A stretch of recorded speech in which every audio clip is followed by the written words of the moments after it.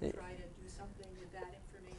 You have to look. You have to look at this ninth house planet, but you also have to take into account the Ishta Devata and other deities associated from the Atmakarka. What are those? You know, the Dharma Devata, the Grama Devata. If you got to make sure that either if any of them are involved and associated with the Mrityupada, then they are going to be the ones that you want to use. So, you know, if the Mrityupada is conjunct the Atmakarka or conjunct the Ishta Devata, then you want to then you're going to lean a little bit more towards using the Ishta. If it's conjunct the ninth house, you might lean a little bit more towards using the Dharma Devata. If in this way, so this is a general understanding. And have you figured out a way, or are you looking at ways that you could use this for people who aren't necessarily Hindus living in India, but let's say you're in Berkeley and somebody's freaking out, and they may not know a lot of Hinduism, but with color or with images? My personal way of integrating this is when you really begin to understand the deities all have symbols.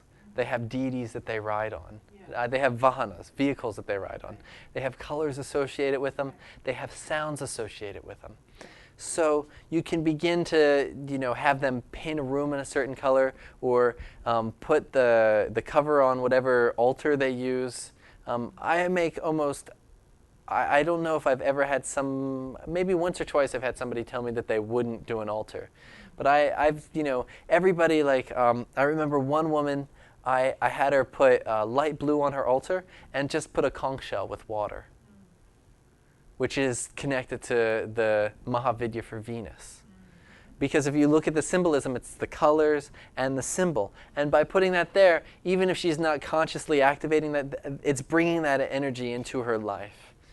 So you got to play everybody different, because you got to see what are the areas that they can go into, and even taking the sounds of the different deities' mantras, and seeing how you can get them to say something in English that begins with that sound, that might be using positive affirmation that has the right sounds in it, to get those right beaches. I've played with a few different things, but it takes really understanding that deity and its mantras and its symbols and things of that nature.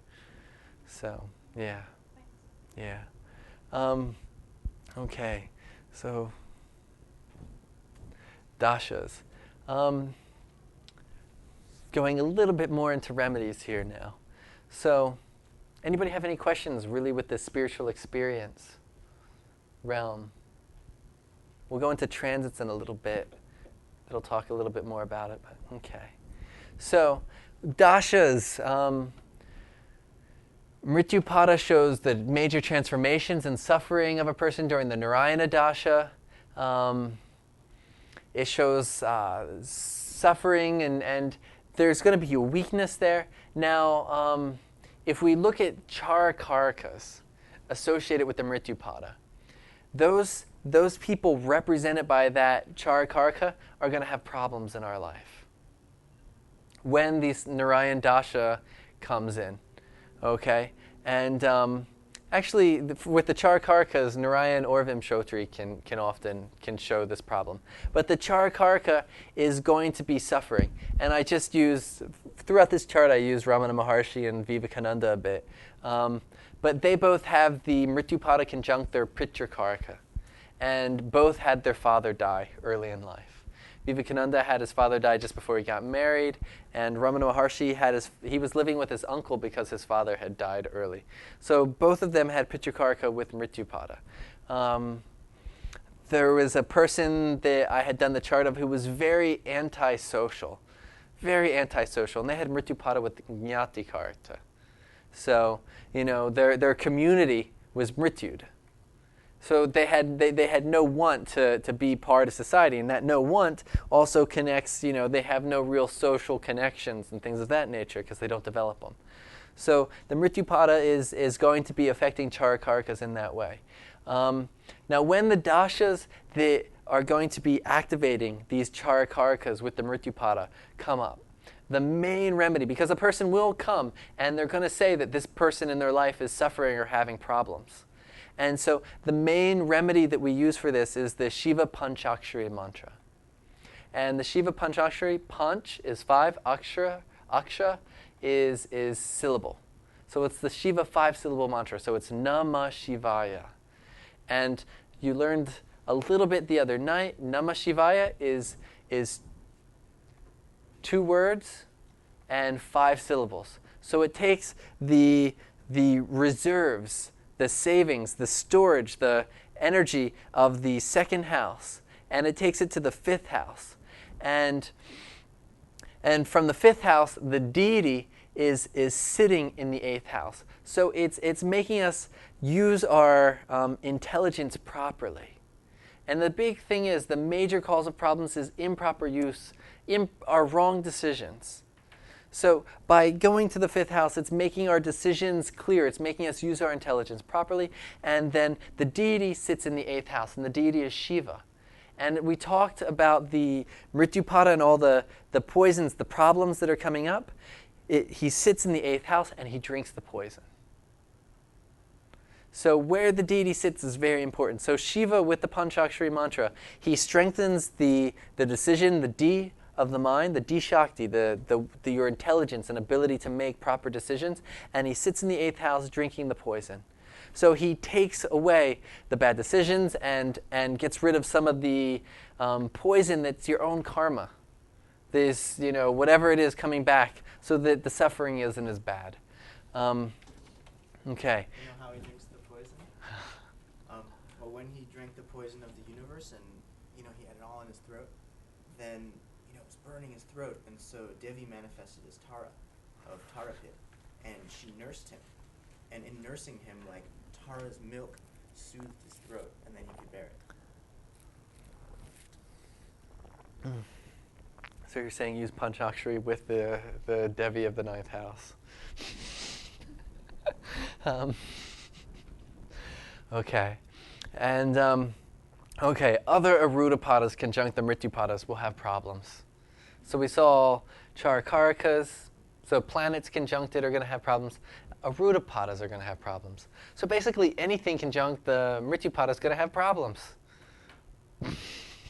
So the best Mrityupada is a Mrityupada that's not conjunct anything. If it is conjunct something, at least you had Jupiter conjunct your Mrityupada, correct? So it's protecting you. But what's the Charakaraka associated with your Jupiter? Okay, you didn't have your chart? Did you save his chart? You didn't save it? You have the longitude? It's the Puna. Yeah, no, I didn't say that. Yeah, look at the calculate his. It says it right here, actually. Okay. It's Jupiter. It's Jupiter is Bratri Karaka. It's Bratri.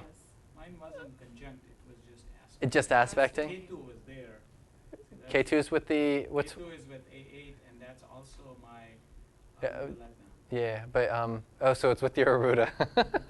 So your only real problems are with the image. Yeah, but it's okay. Jupiter is Bratri Karaka. Aspecting. So, but aspecting, he'll only have minor. That's the teeth. That could be a guru. The Bratri It could be a guru, but just aspecting, it's not going to be problems for Jupiter.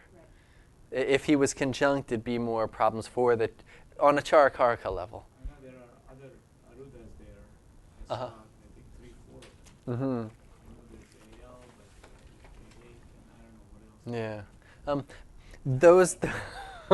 So you're free from suffering, but not everyone else in your life. So if it's AL he was speaking of, is that With the AL, it's generally the Mrityupada with the AL. It generally, what I've seen from my own experience, people generally tend to not give you the respect that you deserve. They generally tend to look down on you a little bit more than they're just not giving you the level of respect that you deserve, because there's a debt that it's kind of taking away energy from the Aruda Lagna. Aruda Lagna wants to be respected, and so it's not giving you the esteem. Do you understand what I'm saying? Now, this is for what? Defining what? Any Arudapadas conjunct, the Mrityupada will suffer. and we're explaining the Aruda Lagna, which is the image and how people see That's how people perceive you and treat you, and they perceive you. They don't perceive you in what they, there's a debt in what they perceive. Knows I something. not that it's they, you can look at somebody who's a millionaire, and you can think that they are living out of the back of their car. You can see somebody living out of the back of the car and think they're a millionaire. This is the Aruda. The Aruda doesn't show what they really are doing. It's just a kind of perception about them. And so what does the AA do to that perception? It shows some problems. People perceive you as having some issues. They don't give you the perceive you as having suffering. having suffering, or often with the Aruda Lagna, it's similar to having Saturn conjunct the Aruda Lagna. Which is